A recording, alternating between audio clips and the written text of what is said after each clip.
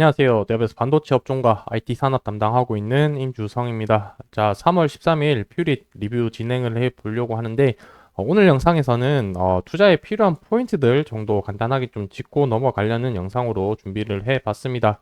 자, 제가 지난번에 퓨릿 관련돼서 간단한 기업 개요에 대해서 설명을 드리고 처음으로 영상을 또 촬영을 하게 되었는데, 현재는 지금 주가가 계속해서 박스권 흘러가고 있는 그런 형태를 보이고 있습니다. 자, 그러다 보니까 이럴 때일수록 어떤 관점을 가지고 기업의 투자 포인트를 봐야 될지 부분이 가장 좀 중요하다라고 좀 생각이 들어서 이렇게 영상을 좀 준비를 했었고, 어, 한 세 가지 정도 말씀드리려고 합니다. 첫 번째는 상장을 하고 나면은 이제 보호예수 물량이라든지 확약 물량 이런 부분들이 시장에 나와서 주가에 영향을 줄 수 있기 때문에 이러한 부분들을 좀 체크를 해 봐야 되기 때문에 현재 어떤 부분들이 예정이 되어 있고 어느 부분이 지금 물량이 실질적으로 나왔는지 그 부분 같이 한번 좀 체크해 보려고 하고요.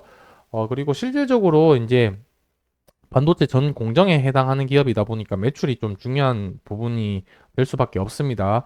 그래서 이제 24년도 주요 고객사는 어디고 매출이 어떻게 흘러갈 것인지 대해서 같이 한번 살펴볼 거고, 마지막은 뭐 이제 앞에 이제 1번, 2번 내용들을 바탕으로 해서 차트적인 부분들을 같이 한번 살펴보면서 주가가 어떤 방향으로 흘러갈지에 대해서 같이 한번 좀 살펴보도록 하겠습니다.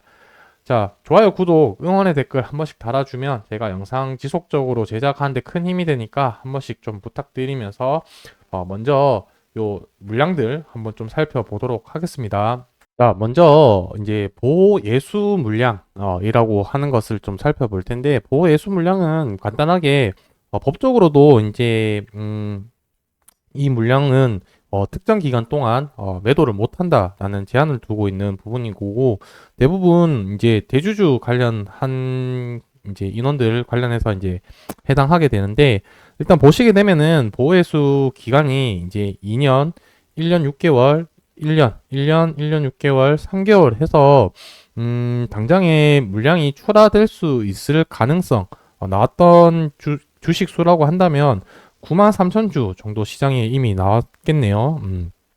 요 부분 하나 있을 것 같고, 두 번째로 이제 또 확인해야 되는 물량이라고 한다면은, 요 이제 보호예수 물량, 어, 첫 번째 보호예수 물량이랑 이제 두 번째는 이제 무엇이냐면 확약 물량이라고 있는데, 이 확약 물량은 보호예수 물량과 조금 차이가 있는데, 특정 기간 동안 뭐 이제 6개월 확약, 3개월 확약, 1개월 확약 이렇게 이제 이렇게 이제 있을 텐데, 이 기간 동안 법적으로 매도를 하면 안 된다라고 이제 앞선 기능이 있던 보호 예수 물량이랑 좀 차이가 있는 게, 법적으로 막을 제한은 없습니다. 보호 이제 확약 물량 같은 경우는 근데 다만 이 1개월 확약이랑 6개월 확약 차이점이 무엇이냐면, 오래 기간 동안 가지고 있을수록 그 청약할 수 있는, 배정받을 수 있는 물량이 많아지기 때문에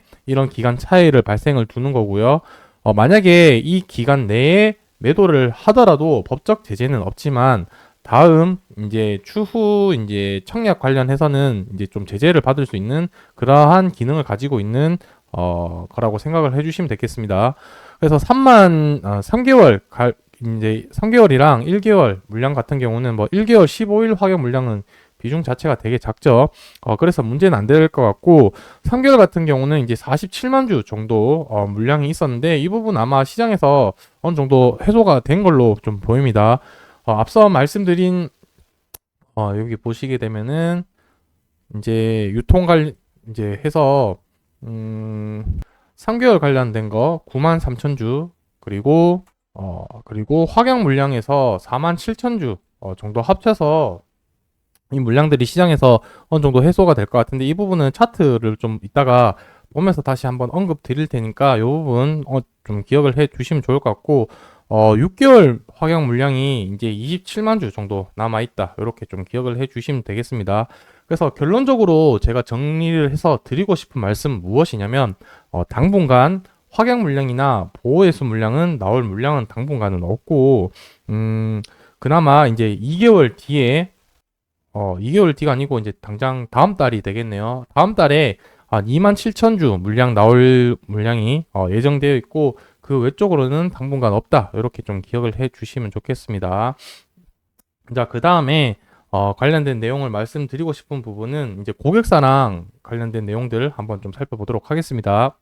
이제 매출 관련된 부분과 고객사 관련된 부분을 말씀드리자면 주요 고객사는 삼성전자랑 하이닉스가 주요 고객사라고 보시면 될 것 같고 그 중에서 이제 하이닉스 쪽으로 가는 물량이 조금 더 많다. 이렇게 좀 보시면 되겠습니다. 지금 보시게 되면은 22년 실적이랑 23년 실적을 비교를 해 보시게 되면은 영업이익이 소폭 감소하는 그런 흐름을 보일 거고 영업이익도 좀 비슷하게 나오는 그런 흐름이 보이고 있죠. 아무래도 이제 22년도, 23년도 이때는 반도체 업황이 좋지 못하게 되면서 실적이 좀 꼬꾸라지는 그런 경향이 있었고 반도체와 관련된 소부장 기업들은 대부분 반도체 업황 사이클과 연계되기 때문에 실적이 안 좋아질 수밖에 없었다. 다만 이제 24년도, 25년도부터는 업황이 다시 좋아질 예정이기 때문에 매출액이랑 영업이익이 이렇게 늘어나는 흐름으로 예상이 되어지고 있고 삼성전자 같은 경우는 퓨릿에서 퓨릿 우리가 보고 있는 퓨릿에서 동진 세미캠 동진 세미캠 이쪽으로 납품을 하고 이 동진 세미캠이 삼성전자로 매출을 한다. 이렇게 좀 보시면 될 것 같고 그다음에 하이닉스 같은 경우는 ENF 테크놀로지 쪽으로 납품을 해서 이 ENF 테크놀로지가 SK 하이닉스 향으로 간다. 이렇게 좀 기억을 해 주시면 좋겠습니다. 주요 제품이라고 한다면 신너인데 이 신너 같은 경우는 오늘 제가 다음번 기술적인 부분은 좀 더 자세하게 다룰 드릴 테니까 오늘은 이런 흐름으로 간다. 이 정도만 기억을 해 주시면 좋겠습니다.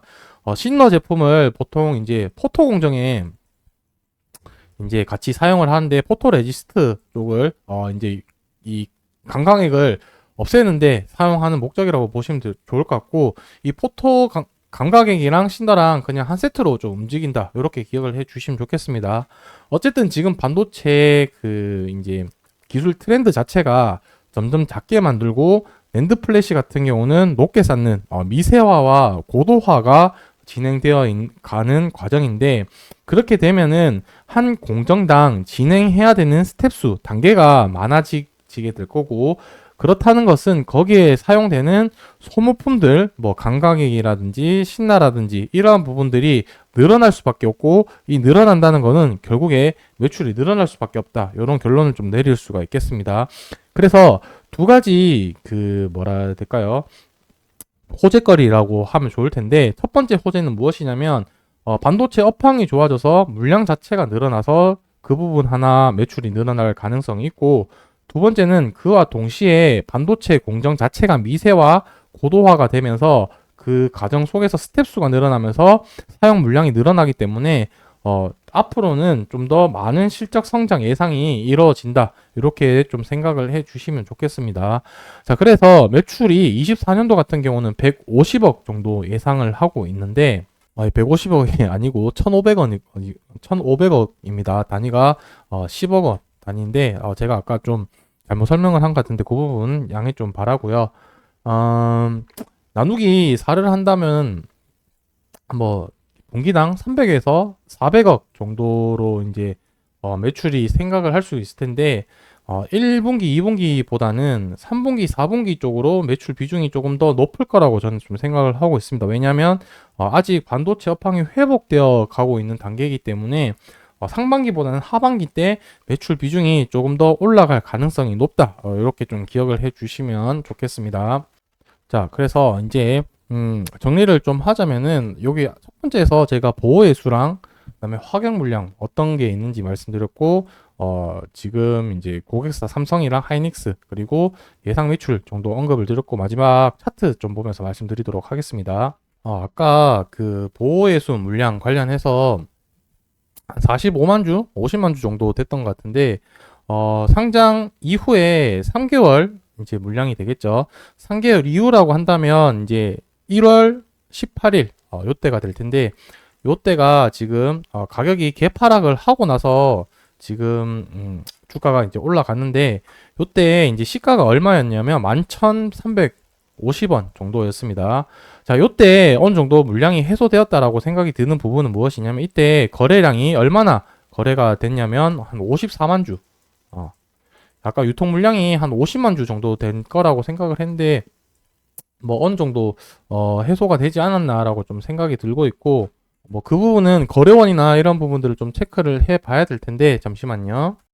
거래원을 한번 좀 살펴보자면은 1월 18일 날 이제 기관이랑 금융투자 이쪽에서 물량이 얼마 정도 나왔는지 확인을 하면 될 것 같은데 지금 보시게 되면은 기관에서 한 11만 주, 그 다음에 금투에서 36만 주 합쳐서 한 14만 주, 그러니까 한 50만 주 중에서 14만 주 정도 이제 해소되었다고 한다면 거의 한 28%, 30% 정도 물량이 나왔다라고 보시면 될 것 같고 이때 공모 가격이 얼마였었냐면은 공모 가격이 1,700원 정도 가격이어서 이때 굳이 전량 뭐 매도할 필요는 없겠죠. 수익권이니까.